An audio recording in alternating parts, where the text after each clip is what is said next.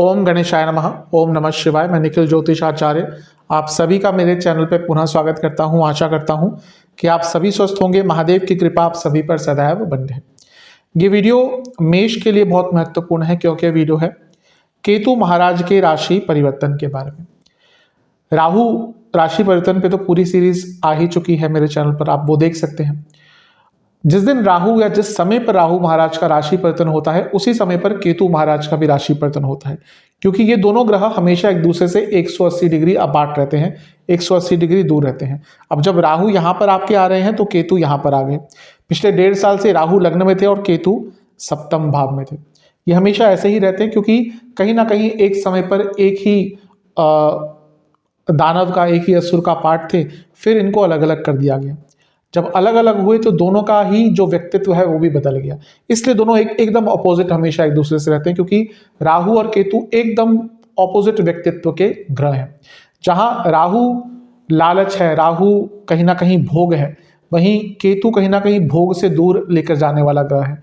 केतु कहीं ना कहीं आपको मोक्ष की तरफ लेके जाते हैं। केतु अंत होता है, राहु कहीं ना कहीं आरंभ करते हैं।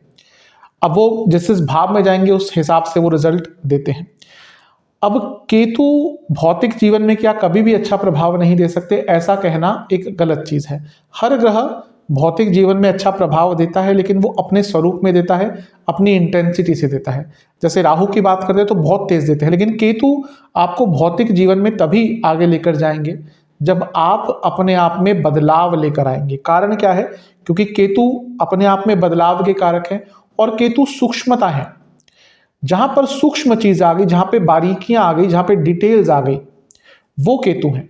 इसलिए रिसर्च के लिए केतु इंपॉर्टेंट होते हैं। जो आजकल कोडिंग आ गई है, जो आजकल इतनी पॉपुलर हो रही है, आने वाले टाइम में कोडिंग एक बहुत बड़ा करियर होने वाला है। डेटा एनालिसिस, जहां पर भी सूक्ष्मता आ गई, जहां पे भी रिकॉर्ड्स आ गए, जहां पे भी बारीकियां आ गई, वो केतु है। बड़े से बड़े साइंटिस्ट, बड़े से बड़े रिसर्चर को आप देख लीजिएगा, कहीं ना कहीं जीवन में केतु का प्रभाव बहुत होगा। या तो लग्न में होंगे, या तो लग्न भाव में होंगे, अष्टम में होंगे, नवम में भी हो सकते हैं। तो यहाँ पर कहीं ना कहीं केतु का प्रभाव होता ही है, या फिर उस समय पे केतु की दशा आती है। तो केतु रिसर्च के कारक हैं, इसलिए केतु सूक्ष्मता के कारक हैं। इसलिए केतु तभी आपको अच्छा बदलाव देंगे जब आप बदलाव लाने के लिए रेडी रहेंगे। लेकिन अगर केतु के प्रभाव के कारण, यानी कि जहां जहां पे आपके जीवन में केतु के गोचर में उस समय प्रभाव रहेगा, आपने यदि कोई चेंज नहीं लाया तो यकीन मानिए ये जो केतु है कहीं ना कहीं आपको कांटे की तरह चुभ भी सकते हैं। केतु का एक जो कारकत्व है वो कांटा भी होता है, क्योंकि कभी कभी जहां पर बैठते हैं उस जगह के मेन कारकत्व को एक तरह से वो कांटे की तरह वो आपके जीवन में चुभता है। इसलिए अधिकतम लोग जिनके केतु सप्तम में होते हैं कुंडली के, मैरिड लाइफ अच्छी नहीं होती और उनका तो मन भी नहीं करता शादी करने का।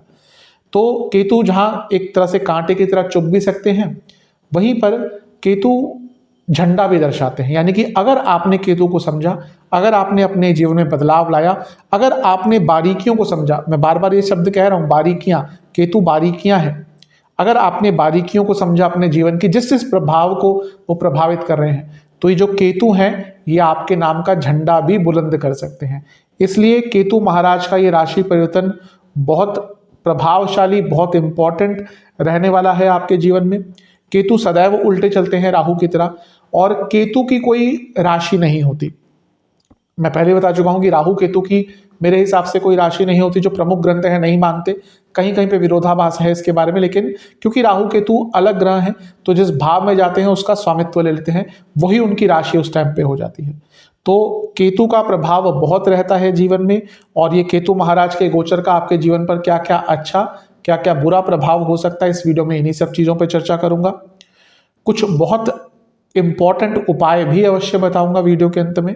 कहाँ से देखें राशिफल? देखिए, यदि आपकी लग्न राशि या चंद्र राशि मेष है, दोनों ही गाइडेंस के लिए इस राशिफल को अवश्य देख सकते हैं।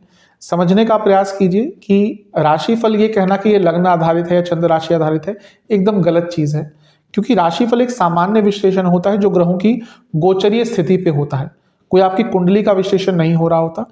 तो अगर आपकी मेष लग्न है आपका, तो भी आप देखेंगे केतु आपके छठे घर में ही आएंगे इस समय, और अगर आपकी चंद्र राशि है तो भी केतु छठे घर में आएंगे। तो ये आपके ऊपर है, आप लग्न राशि से देखना चाहते हैं, चंद्र राशि से देखना चाहते हैं, दोनों के लिए ही राशिफल ये होगा, यही रहेगा। हाँ, मेरा हमेशा से मानना है कि लग्न राशि बहुत सटीकता देती है, तो जिनको पता है वहां से देखें, जिनको नहीं पता वो चंद्र राशि से भी अवश्य देख सकते हैं।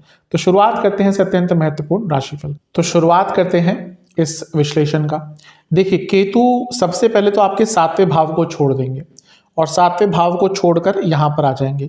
सबसे अच्छी चीज तो ये होगी आपके लिए कि आपकी जो मैरिड लाइफ में पिछले 1.5 साल से प्रॉब्लम चल रही थी, कई मेष लग्न मेष राशि, कई तुला लग्न तुला राशि, इन लोगों के मैरिड लाइफ में बहुत प्रॉब्लम्स आई होंगी पिछले 1.5 साल में। कई लोगों के डाइवोर्स भी होंगे, कई लोग सेपरेट रहना शुरू कर दिए होंगे, यानी कि मैरिड लाइफ खराब ही चल रही होगी। अब क्योंकि केतु 7वें भाव को छोड़ देंगे, सबसे पहला तो आपके लिए अच्छी चीज ये है कि आपकी मैरिड लाइफ में थोड़ा सुधार होना शुरू हो जाएगा। ये जो 6ठा भाव है ये कहीं ना कहीं केतु के लिए बहुत अच्छा स्थान है। मैं पहले ही बता चुका हूं कि ज्योतिष में एक रूल होता है जहां कहते हैं कि राहु शनि की तरह प्रभाव देता है और केतु मंगल की तरह प्रभाव देते हैं। अब इसको एज इट इज नहीं लगाना चाहिए, वो किसी किसी जगह पर एप्लीकेबल होता है। तो जहां पर हम केतु की बात करें तो जैसे मैंने कहा कि मंगल भी यहाँ पर 6ठा भाव में बहुत अच्छा, मैं बहुत बार बता चुका हूँ 6ठे भाव में मंगल बहुत अच्छा रिजल्ट देते हैं। उसी तरह से केतु भी 6ठे घर में मंगल की तरह प्रभाव देते हैं, लेकिन वैसे व्यक्तित्व केतु और मंगल का बहुत अलग है। तो 6ठे घर में केतु का आना ही कहीं ना कहीं आपके लिए शुभ प्रभाव लेकर आएगा। सबसे पहला जो अच्छा प्रभाव केतु का होता है 6ठे घर में आने का, वो है दुश्मनों का अंत या दुश्मनों का नाश। तो जब भी केतु, बहुत स्ट्रांग पोजीशन है केतु की 6ठे घर में, तो आपके दुश्मनों का अंत होना शुरू हो जाएगा। अब वो दुश्मन किसी भी प्रकार के हो, आपका कोई लीगल केस चल रहा था उसमें आपको सफलता मिलेगी, कॉम्प्रोमाइज हो सकती हैं चीजें या केस आपके फेवर में जा सकता है। दूसरा, ये जो भाव है ये अर्थ त्रिकोण भी होता है, और जब हम अर्थ त्रिकोण की बात करते हैं तो पैसा भी आ जाता है, स्पेशली जब जो लोग जॉब करते हैं उनसे संबंधित चीजें ज्यादा स्पष्ट रूप से सामने आती हैं। तो आपके जो कॉम्पिटिटर्स कार्य क्षेत्र में थे उनका अंत होना शुरू हो जाएगा, यानी कि कार्य क्षेत्र में कुछ लोग यदि आपको तंग कर रहे थे तो आप उन पर हावी रहेंगे और अपने कंपटीशन को हराकर अपने कार्य क्षेत्र में आगे बढ़ पाएंगे। तो एक केतु महाराज का 6ठे घर में आना व्यक्ति के शत्रुओं का नाश करता है। कई शास्त्रों कहते हैं कि व्यक्ति के शत्रु उसके नाम से भी कांपते हैं, और मैंने कई बार देखा है कि केतु 6ठे घर में जिस व्यक्ति के होते हैं, उसके एक कुंडली थी मेरे पास, मेरे क्लाइंट थे, उनके कितने केस चल रहे थे लेकिन हार्डली वो किसी केस में हारे होंगे, क्योंकि केतु और शायद मंगल भी उनके 6ठे घर में थे। तो केतु 6ठे घर में व्यक्ति के जो शत्रु हैं उनका नाश कर देते हैं। जिस व्यक्ति के शत्रुओं का नाश होना शुरू होता है, शत्रु यानी कि कहीं ना कहीं आपके ऑब्स्टेकल्स बढ़ते हैं, लेकिन अब जब केतु 6ठे भाव में आएंगे तो आपके शत्रुओं का नाश होना शुरू हो जाएगा, तो आपका जीवन अवश्य आगे बढ़ेगा। केतु रोग कारक होते हैं, केतु जहां पर भी जाते हैं वहां पर रोग देते हैं, लेकिन कुछ भाव हैं उनमें से एक भाव 6ठा भी है जहां पर केतु आरोग्य के कारक बन जाते हैं। अब इसमें एक बात समझने वाली है, मैं ये नहीं कह रहा कि केतु यहां पर जब बैठेंगे तो आपको कोई रोग नहीं देंगे, लेकिन आरोग्यता किस तरह से दे सकते हैं कि आपको यदि ऑलरेडी कोई लंबी बीमारी चल रही थी, कोई पुरानी बीमारी चल रही थी, कोई बीमारी ऐसी चल रही थी जो डायग्नोज नहीं हो पा रही थी, कभी कभी क्या होता है व्यक्ति पर के लिए दवाई असर नहीं करती या इलाज नहीं मिलता, तो अगर कोई लंबी बीमारी चल रही थी तो उसका इलाज यहाँ पर केतु दे सकते हैं। लेकिन हर ग्रह अपनी कोई ना कोई बीमारी लेके आता है, तो उसके बारे में थोड़ी बाद में चर्चा करेंगे, लेकिन कहीं ना कहीं केतु यहाँ पे आके व्यक्ति को आरोग्य बनाते हैं, यानी कि कोई और उनको रोग चल रहा था उससे व्यक्ति को निकलने में अवश्य मदद करते हैं। केतु यहाँ पर जब आते हैं तो व्यक्ति को गाड़ियों का सुख मिलता है। अब इसका कोई बहुत लॉजिकल रीजन मुझे आज तक मिला नहीं, लेकिन मैंने देखा अवश्य है कि केतु जब 6ठे घर में गोचर करते हैं या फिर बैठे होते हैं उनकी दशांत दशा में, व्यक्ति के पास वाहन, व्यक्ति के भले ही उसके नाम से ना, यानी कि उसके घर में वाहन अवश्य आता है। तो हो सकता है ऑलरेडी प्लानिंग आपकी चल रही हो सकता है आप ना ले, आपके घर में कोई ले, यानी कि घर में वाहन प्राप्ति के योग बन जाते हैं और घर में प्रॉपर्टी के भी योग बन जाते हैं। तो एक ये चीज दिख रही है। हाँ, यहाँ पे नेगेटिव ये होता है कि कभी कभी व्यक्ति का अपनी माता जी से संबंध खराब होता है। दूसरा, माता के पक्ष के जो लोग होते हैं, मामा आदि जो होते हैं, उनसे बैर होता है, यानी कि उनसे लड़ाई झगड़े हो सकते हैं या उनसे कोई ना कोई प्रॉब्लम आपको देखने को मिल सकती है। तो ये एक नेगेटिव इंपैक्ट है। लेकिन जैसा मैंने कहा, वाहन प्राप्ति यानी कि आपके घर में वाहन आएगा, आपके घर में कोई ना कोई प्रॉपर्टी आ, या आपके घर का कोई सदस्य कोई प्रॉपर्टी भी ले सकता है। और मैंने जैसा कहा कई लोगों के घर में ऐसी व्यवस्था बन रही होगी। मैं ये नहीं कह रहा कि शायद डायरेक्टली आप ले, लेकिन आपके घर में कोई ना कोई ऐसी स्थिति उत्पन्न हो सकती है। तो ये भी एक अच्छी चीज केतु के छठे भाव में होने के कारण आती है। देखिए, ये जो छठा भाव है ये बहुत इंपॉर्टेंट स्थान है। हमेशा, अगर आप मेरे रेगुलर व्यूअर हैं, मैं हमेशा कुछ भावों को बहुत इंपॉर्टेंस देता हूं। उसमें से एक है तीसरा, छठा, 10वां और 11वां। इनको हमेशा मैं कहता हूं, या मैं क्या कहता हूं, इनको शास्त्र ही कहते हैं, उपचय स्थान है ये। जो व्यक्ति के जीवन को आगे लेकर स्थान जा सकते हैं वो उपचय स्थान ही होते हैं। तो कहीं ना कहीं पाप ग्रहों का इन स्थानों में आना व्यक्ति के जीवन को आगे लेकर जाता है। तो उपचय स्थान में केतु यानी कि जीवन आगे बढ़ेगा। लेकिन मैं शुरू से एम्फसाइज कर रहा हूं कि एक, चीजों की बारीकियों को समझना पड़ेगा, दूसरा अपने अंदर बदलाव लाना पड़ेगा। केतु कहीं ना कहीं व्यक्ति को अंतर्मुखी भी कर देते हैं कुछ टाइम के लिए। जहां राहु है, राहु जैसे मैंने कहा एग्जैजरेशन है, राहु लार्जर देन लाइफ है, केतु व्यक्ति को एनालाइज करने का मौका देते हैं। तो ये छठा भाव है, कहीं ना कहीं ये आपके रुकावटों का स्थान भी है। तो जब यहां पर केतु आएंगे तो आपको कहीं ना कहीं अपने आप में इमर्स होने का मौका मिलेगा, आपको अपने आप को जानने का मौका मिलेगा। और उपचय स्थान में है यानी कि आप अपनी गलतियों को, अपनी नेगेटिव पॉइंट्स को समझ पाएंगे अगर आपने समय दिया तो। और फिर यदि आपने उन बारीकियों पर काम किया और फिर बदलाव अपने जीवन में लाने का प्रयास किया तो यकीन मानिए जो केतु महाराज हैं आपके जीवन को बहुत आगे पहुंचा सकते हैं। यानी कि जैसा मैंने शुरू में कहा था, केतु महाराज झंडे के कारक हैं, तो आपके नाम का झंडा बुलंद हो सकता है अगर आपने अपने जीवन को छठे भाव के पर्सपेक्टिव से देखना शुरू कर दिया। यानी कि क्या रुकावटें आ रही हैं, क्यों रुकावटें आ रही हैं, किस तरह से हम अपने रुकावटों को दूर कर सकते हैं, किस तरह से हम अपने शत्रुओं पर भारी हो सकते हैं, किस तरह से हम अपने कोर्ट केसेस को सॉल्व कर सकते हैं, जो और अर्थ त्रिकोण है किस तरह से करियर में चेंज ला सकते हैं। तो अगर आपने इन सब चीजों पर काम करना शुरू कर दिया तो यकीन मानिए ये केतु महाराज आपके नाम का झंडा बुलंद करके जाएंगे। लेकिन यदि कुछ भी नहीं किया, केवल वीडियो सुनकर रह गए, फिर बोलेंगे कि आपने बताया कुछ हुआ नहीं, लेकिन हमने कर्म तो करना नहीं है। तो यदि कुछ कर्म किए तो केतु के नाम का झंडा होगा, केतु आपके नाम का झंडा बुलंद करेंगे। लेकिन अगर नहीं कर पाए तो केतु कहीं ना कहीं कांटे की तरह आपको अगले 1.5 साल तक चुभते रहेंगे। तो इसलिए मैंने वीडियो के कहीं ना कहीं थंबनेल में भी रखा है कि बदल जाइए वरना बदल दिया जाएगा। तो केतु महाराज छठे घर में अगर आपने अपने जीवन में बदलाव लाने का प्रयास किया, आपको बहुत अच्छे अच्छे रिजल्ट दे सकते हैं। केतु कहीं ना कहीं व्यक्ति को मौन रहने पर भी मजबूर करते हैं। और क्योंकि यहाँ पर बैठकर केतु का एक प्रभाव वाणी के स्थान पर भी होगा, तो हो सकता है अगले 1.5 साल में आप थोड़ा कम बोलना शुरू कर दें। और कहीं ना कहीं मेष के लिए अच्छी चीज भी है, क्योंकि बहुत ज्यादा कभी कभी बोलते हैं, इम्पल्सिव होते हैं, ऊर्जा का भंडार होते हैं, और इसी कारण कभी कभी गलत कमिटमेंट भी कर देते हैं, लोगों से बहुत जल्दी घुल मिल जाते हैं। लोग घुल मिल नहीं, शायद कहीं ना कहीं अपनी पूरा जीवन उनके सामने रख देते हैं। मेष की प्रॉब्लम होती है, लोगों पर बहुत जल्दी विश्वास करते हैं, अपनी पूरी जीवन की गाथा कभी कभी 2 दिन में लोगों को सुना देते हैं, जो इनके जीवन में नया ही व्यक्ति आया होता है, और फिर बाद में पछताते हैं क्योंकि ऐसी ऐसी चीजें शेयर कर देते हैं जो इनको करनी नहीं चाहिए। लेकिन अब केतु क्योंकि आपके दूसरे भाव पर भी उनका प्रभाव रहेगा दृष्टि द्वारा, तो कहीं ना कहीं व्यक्ति थोड़ा सा कम बोलना शुरू होता है, और ये ठहराव मेष के लिए जीवन में बहुत अच्छा रिजल्ट लेकर आएगा।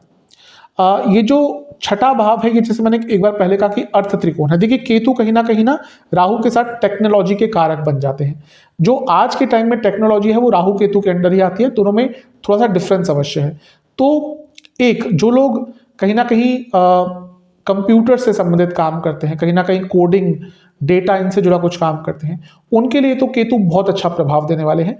लेकिन फिर से मैं कहूँगा अपने आप को बदलिएगा, कुछ नया सीखिएगा, कुछ नया रिसर्च कीजिएगा, कोई नया छोटा सा कोर्स कीजिएगा, तभी अपने कार्य क्षेत्र में आप आगे बढ़ सकते हैं। अब केतु की दृष्टि होती है या नहीं, मैं राहु की वीडियोस में भी क्लियर कर चुका हूं कि मेरा मानना है, और कई ये शास्त्र मानते हैं कि जैसे बृहस्पति की पंचम और नवम दृष्टि होती है, वैसे ही केतु और राहु का भी पंचम नवम पर प्रभाव रहता है। तो केतु की जो 5वीं दृष्टि है वो यहां से बैठकर रहेगी 10वें भाव पर। अब ये कर्म स्थान है, तो यहां पर जैसा मैं कहते आ रहा हूं कि अपने करियर में बदलाव लाने का सबसे अच्छा समय है। आप जॉब चेंज करना चाहते हैं, बहुत अच्छा समय है। आप अपने जॉब में अपना प्रोफाइल बदलना चाहते हैं, कई लोग होते हैं वो एक काम कर रहे होते हैं लेकिन उसमें उनको सेटिस्फेक्शन प्राप्त नहीं होती या फिर ग्रोथ नहीं होता। अब केतु को मोक्ष का कारक कहा जाता है। अब इसके कई अर्थ निकलते हैं। एक तो मोक्ष होता है कि जो हम कहते हैं कि हाँ हमें मोक्ष चाहिए, अब वो मोक्ष मिलना तो सच में आसान चीज नहीं है, लेकिन कहीं ना कहीं केतु अंत के कारक है। जहां राहु आरंभ के कारक है, केतु अंत के कारक है, लेकिन अंत से ही आरंभ भी होता है। तो एक तो अपने करियर में बदलाव के लिए यानी कि जॉब चेंज के लिए सबसे अच्छा प्रभाव है। दूसरा, जैसा मैंने कहा, जो लोग अपना प्रोसेस चेंज करना चाहते थे, अपना वर्क प्रोफाइल चेंज करना चाहते थे, उनके लिए सबसे अच्छा समय है। और जो लोग अपने करियर को एनहांस करना चाहते थे थ्रू स्टडीज या कुछ नया सीख के, कोई नई नॉलेज सीख कर, तो उनके लिए भी कहीं ना कहीं के बहुत अच्छा समय है। देखिए केतु क्या है ना, वो ज्ञान के कारक है। राहु और केतु बहुत अलग ग्रह हैं, जैसा मैं कहता हूं। जहां राहु इंट्यूशन है, वहीं केतु एनालिसिस है। केतु कहीं ना कहीं व्यक्ति को बहुत कुछ निष्कर्ष पर पहुंचाते हैं एनालिसिस के थ्रू। तो केतु कहीं ना कहीं जब 10वें भाव पर देखेंगे, आपको अपने करियर को समझने का मौका मिलेगा। आपको ये मौका मिलेगा कि हाँ, किस तरह से कुछ नया सीखकर, किस तरह से कोई नई टेक्निक सीखकर अपने करियर को अपडेट कर सकते हैं, अपग्रेड कर सकते हैं। तो जो लोग थोड़े से एक्टिव रहेंगे इस टाइम में और कुछ नया सीखने का प्रयास करेंगे, यकीनन केतु आपको बहुत अच्छा प्रभाव देंगे। लेकिन जिन लोगों ने कुछ भी बदलाव नहीं लाया और बैठे रहे कि हाँ भाई चलो जैसा चल रहा है वैसा चलने दो, तो एक केतु, जैसा मैंने कहा, कांटे का काम भी करते हैं। तो कहीं ना कहीं आपके कार्य क्षेत्र में कांटा भी चुभेगा। आपको अपने आप को बदलना शुरू कर दीजिए कार्य क्षेत्र में, बहुत अच्छे प्रभाव आपको केतु दे सकते हैं। केतु की जो 7वीं दृष्टि है वो रहेगी 12वें स्थान पर। अब यहां पर क्योंकि राहु विद्यमान है, तो एक तो राहु का प्रभाव बहुत है 12वें स्थान पर, लेकिन केतु का कुछ ना कुछ प्रभाव तो दिख रहा है दृष्टि द्वारा। अब राहु जब 12वें घर में आते हैं तो व्यक्ति को भोग की तरफ बहुत लेकर जाते हैं, लेकिन केतु का प्रभाव कहीं ना कहीं 12वें घर पर व्यक्ति का थोड़ा बहुत आध्यात्मिक चीजों के प्रति रुचि बढ़ती है, स्पेशली जो यंगस्टर्स हैं। क्योंकि जब हम यंग होते हैं ना, हमें लगता है कि सब हम ही करेंगे, हम दुनिया बदलना चाहते हैं, ये भी हम करेंगे, वो भी करेंगे, सब बदल देंगे, हर चीज़ में हमें कमी दिखती है। फिर जब थोड़े थोड़े बड़े होते हैं, थोड़ा मैच्योरिटी आती है, तब पता चलता है कि हम हैं ही क्या, हम तो बस कठपुतलियां हैं, कहीं ना कहीं जीवन चल रहा है, नियति चला रही है। तो वो लोग जो यंगस्टर्स हैं, थोड़ी सी मैच्योरिटी जिनमें आती है, यानी कि 30 के आसपास, तो उनकी एक आध्यात्मिक जर्नी स्टार्ट हो सकती है। और जैसे मैंने राहु में कहा था कि 12वें घर में राहु कई आपको तीर्थ स्थलों पर अवश्य लेके जाएंगे।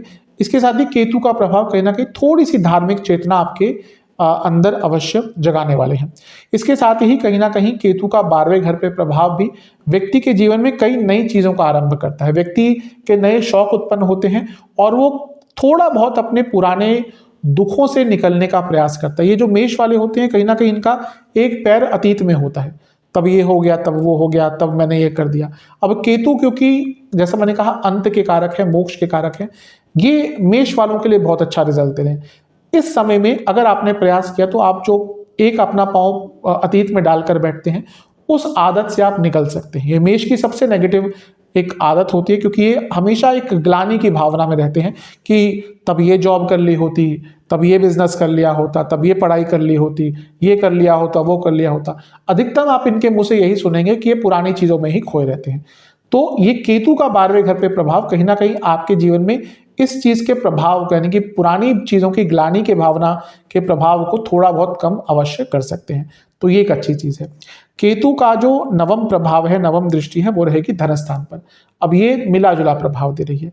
एक थोड़ा सा कम बोलना आप शुरू कर देंगे, जो मैंने समझाया कि मेष के लिए बहुत अच्छा है।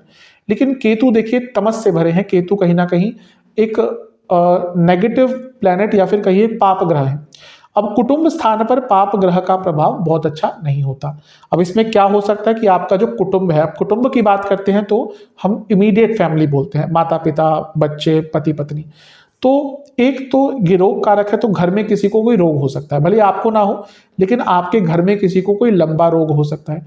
दूसरा, आप थोड़ा सा ना अपनी फैमिली से डिटैच होना शुरू कर देंगे। मैं ये नहीं कह रहा कि वो आपको अपने दुश्मन जैसे लगेंगे, लेकिन देखिए फैमिली के प्रति इमोशंस बहुत सच्चे होते हैं, लेकिन यहां पर व्यक्ति अपने फैमिली से डिटैच करना शुरू कर देता है। तो एक डिटैचमेंट की भावना आपकी अपने फैमिली के प्रति आ सकती है। दूसरा, केतु का धन स्थान पे प्रभाव व्यक्ति का खर्चा बहुत करवाते हैं। अचानक से एक्सपेंसेस आपके बहुत होना शुरू हो जाएंगे। तो अपने खर्चों पर थोड़ा सा नियंत्रण रखेंगे तो आपके लिए बहुत अच्छा रहेगा। केतु सप्तम से 12वें में है, यानी कि पति या पत्नी की तबीयत खराब रहेगी। इसके साथ ही केतु का सप्तम से 12वें में होना, यानी कि जो भी आप बिजनेस करते हैं उसमें आपको नई टेक्निक्स, नई टेक्नोलॉजी, नई मशीनरी, नया जो भी नवीनीकरण है, मॉडर्नाइजेशन है, उसको इंक्लूड करना पड़ेगा और आपको अपने बिजनेस में रिसर्च बहुत करना पड़ेगा और बदलाव बहुत लाने पड़ेंगे, तभी आगे बढ़ेंगे। लेकिन हाँ, ये यकीन मान के चलिए कि कुछ भी बिजनेस करते हैं तो आपको आपके खर्चे, आपके एक्सपेंसेस आने वाले 1.5 साल में नियमित तौर से बढ़ते रहेंगे। लेकिन हाँ, जैसे मैंने कहा, अगर आपने बदलाव लाए तो वो खर्चे भले ही हो, वो आपको धन भी अवश्य देके जाएंगे। केतु छठे घर में है, जो पंचम से दूसरा भाव है। ये आपके बच्चों की सेहत के लिए बहुत अच्छा नहीं है, क्योंकि बच्चों का स्थान ये बना और उनका मारक स्थान ये बना, तो यहाँ पर बच्चों की सेहत थोड़ी सी बिगड़ सकती है। स्पेशली उनको इन्फेक्शंस, उनको नसों की प्रॉब्लम, उनकी कोई छोटी मोटी सर्जरी, ये सब हो सकता है। तो अगर ऑलरेडी आपकी कुंडली में आपके बच्चों का भाव बहुत अच्छा नहीं है तो यहाँ पर थोड़ा सा आपको ध्यान देना पड़ेगा। केतु तीसरे भाव से चौथे भाव में है। ये कहीं ना कहीं भाई और बहनों के बीच में भी, यानी कि जो भी आपके भाई बहन हैं उनके बीच में भी थोड़ा सा इमोशनल कनेक्शन की कमी दिखाते हैं। और हो सकता है आपके और आपके भाई बहनों के बीच में, आप इवन आपके दोस्तों के बीच में भी थोड़ी सी दूरियां आ जाए, आपका ज्यादा उनसे बात करने का मन ही नहीं करेगा। आप खुद देखेंगे जो मेष वाले लोग हैं उनका अपने दोस्तों से थोड़ा सा दूरियां आना शुरू हो जाएंगी, भाई बहनों से थोड़ी सी दूरियां आना शुरू हो जाएंगी। तो कहीं ना कहीं केतु आपको बहुत अच्छे प्रभाव दे रहे हैं, थोड़े बहुत नेगेटिव प्रभाव भी दे रहे हैं। इन सब चीज़ों का ध्यान दीजिएगा। मैरिड लाइफ में चीज़ें ठीक होना अवश्य शुरू हो जाएंगी, लेकिन जैसा मैंने कहा, अपने पति या पत्नी की सेहत का ध्यान दीजिएगा। जो लोग रिलेशनशिप में हैं उनसे एक ही चीज़ कहूँगा कि कम्युनिकेशन पर बहुत ध्यान दीजिएगा। यहाँ पर कहीं ना कहीं आप ऐसी चीज़ें बोलना शुरू कर देंगे अपने पार्टनर से जिनका वो मतलब ही नहीं समझ पाएंगे अधिकतम चीज़ों का, और उसके कारण रिलेशनशिप में थोड़ी बहुत प्रॉब्लम आ सकती है। स्टूडेंट्स के लिए तो अति शुभ है, क्योंकि ये जो भाव है छठा, ये कंपटीशन का स्थान है। और जिन स्टूडेंट्स का कोई कॉम्पिटिटिव एग्जाम है आने वाले टाइम में, उनके लिए तो केतु बहुत अच्छा प्रभाव देते हैं। जैसा मैंने कहा कि यहाँ पर मंगल जैसा प्रभाव देते हैं केतु, तो मंगल कहीं ना कहीं कॉम्पिटिटिव एग्जाम्स के लिए बहुत इंपॉर्टेंट है। तो स्टूडेंट्स के लिए तो जिनका कोई कॉम्पिटिटिव एग्जाम आने वाले 1.5 साल में पढ़ने वाला है, उनके लिए बहुत अच्छा प्रभाव रहेगा। एक चीज जो मैं बताना भूल गया वो ये है कि देखिए, राहु और केतु दोनों ही तंत्र के कारक हैं। तो जब छठे भाव में केतु आते हैं तो कभी कभी व्यक्ति के जो निकटतम लोग हैं, जो उनसे बैर रखते हैं, वो आपके पड़ोसी भी हो सकते हैं, आपके दोस्त भी हो सकते हैं, और आपके रिश्तेदार भी हो सकते हैं। भले ही लोग आपके मुंह पर बहुत अच्छा बने, लेकिन कई लोग होते हैं बहुत कम लोग होते हैं जो आपकी खुशियों से खुश होते होंगे। बहुत बहुत कम लोग होते हैं। यूजुअली माँ बाप और निकटतम लोगों को छोड़कर अगर आप अच्छा करते हैं ना जीवन में, तो बहुत कम लोग खुश होते हैं। आप बुरा करेंगे तो कहीं ना कहीं गिराने के लिए और राय देने के लिए हर कोई आ जाएगा, लेकिन जब आप अच्छा करेंगे ना, तो हर व्यक्ति के अंदर कुछ ना कुछ जलन की भावना उत्पन्न होती है। अब राहु और केतु तंत्र के कारक हैं, संभल के रहिएगा। कुछ लोग जानबूझकर आपके खिलाफ, या कुछ ऐसे जो तांत्रिक क्रिया होते हैं, विचार कर्म होते हैं, जो आपको रोकने के लिए, आपके हेल्थ पर प्रभाव डालने के लिए कर सकते हैं। तो थोड़ा सा संभल कर रहिएगा।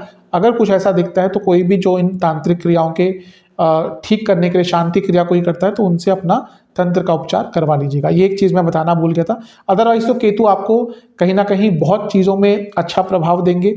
ये छठा जो भाव है, ये रुकावटों का होता है, और केतु कहीं ना कहीं जीवन में पूर्णता लाते हैं। जैसे मैंने राहु में बताया था ना, राहु कहीं ना कहीं कंटेंट बिल्कुल नहीं रहते। केतु अपोजिट है। केतु कहते हैं कि हाँ, मैं चीज़ों को खत्म करूंगा, यानी कि अंत की तरफ या पूर्णता की तरफ लेके जाते हैं। तो कई रुकावटें भी आपकी केतु के कारण दूर होंगी।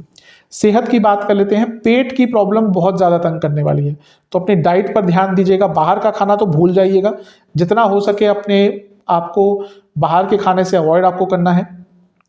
फूड पॉइजनिंग बहुत रहा करेगी, इंटेस्टाइन की प्रॉब्लम हो सकती है, डायबिटीज डायग्नोज हो सकती है, आपको लोअर बैक में काफ़ी दर्द रहेगा, आंखों और दांतों की प्रॉब्लम हो सकती है। जिनकी एज थोड़ी ज़्यादा है, जैसे आंखों की कोई सर्जरी वगैरह जो कुछ प्रॉब्लम्स आती है, उनके कारण करानी पड़ सकती है। तो ये सारे रोग, आपको दांतों की प्रॉब्लम की संभावना तो बहुत ज़्यादा आपकी बढ़ जाती है। तो ये सारी प्रॉब्लम्स आपको तंग केतु के गोचर के कारण कर सकती है। उपाय की बात करते हैं। केतु का गोचर लंबा होता है तो थोड़े से उपाय भी इनके बड़े होते हैं। पहला उपाय आपको क्या करना है, आपको गणेश जी का उपाय करना है। आपको 3 बुधवार गणपति जी का दूध से अभिषेक करना है, और उनको एक मीठा पान और 2 प्रकार की मिठाई का भोग लगाना है। और उसके बाद आपको ओम लंबोदराय नमः, और ओम एक दंताय नमः, इन दोनों मंत्रों का 108 बार जाप करना है और हो सके तो गणेश चालीसा का भी 2 बार पाठ करना है। ये उपाय आपको 3 बुधवार करना है। और दूसरा उपाय आपको ये करना है कि वो भी बुधवार को ही करना है कि नियमित यानी कि 3 बुधवार को आपको पशुओं की सेवा करनी है। अब वो किस प्रकार से करनी है वो आपके ऊपर है, लेकिन हो सके तो पशुओं की सेवा 3 बुधवार आपको करनी है। और तीसरा उपाय ये है कि आपको 3 बुधवार ही किसी भी मंदिर में या किसी भी ऐसी जगह पे जहाँ पे उसका उपयोग हो जाए, कुछ भी खाने की सामग्री का आपको दान करना है। ये उपाय आप कर लेंगे तो आपके लिए केतु महाराज का जो ये राशि परिवर्तन है ये अच्छा प्रभाव देगा। कब से करना है, जब भी वीडियो देखें उसके अगले हफ्ते से स्टार्ट कर सकते हैं। तो आशा करता हूँ कि वीडियो आपके काम आएगी। चैनल पे नए हैं सब्सक्राइब कीजिए, वीडियो को लाइक कीजिए। अगली वीडियो में मिलता हूँ, तब तक के लिए ओम नमः।